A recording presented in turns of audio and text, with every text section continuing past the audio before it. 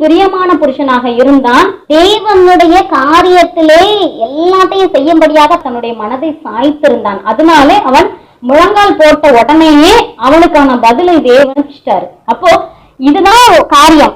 நீங்க ரொம்ப நிறைய வார்த்தைகளை சொல்லி அப்படி நாள் கணக்குல மாச கணக்குல பிரேயர் பண்ணணும் அப்படிங்கிற அவசியம் கிடையாது. உபவாச பிரேயர் பண்ணாதான், நீ பிரேயர் பண்ணாதா, அல்லது எல்லாத்தையும் கூட்டி வச்சு இந்த மாதிரி பிரேயர் பண்ணாதான் தேவன் கேட்பார் அப்படிங்கிற அவசியம் கிடையாது. செய்யலாம், செய்யறதுனால தப்பு ஒண்ணும் இல்லை. ஆனா அதற்கு முன்பாக செய்யக்கூடிய நபர்கள் முதலாவதாக தங்களை தாங்களே ஆயத்தப்படுத்தினவர்களாக இருக்கணும், தகுதி உள்ள நபர்களாக இருக்கணும். இதை தேவன் ரொம்பவும் அதிகமாய் எதிர்பார்க்கிறார். அப்படி நீங்க உங்களை ஆயத்தப்படுத்தின, உங்களை தேவனுக்குள்ளே தாழ்த்தின, நீங்கள் தேவனுக்கு பிரியமான காரியங்களை செய்கிற நபர்களாக இருந்தீங்க அப்படின்னு சொன்னா உங்களுடைய வாயிலே சொல் பெறவாததற்கு முன்பாகவே தேவன் உங்களுடைய இருதயத்திலே உங்களுக்கு என்னென்னலாம் தேவைங்கிறதெல்லாம் அவர் அறிந்து வைத்திருக்கிறார். அவர் உடனடியாக அதற்காக பதில் செய்ய துவங்கிடுவார்.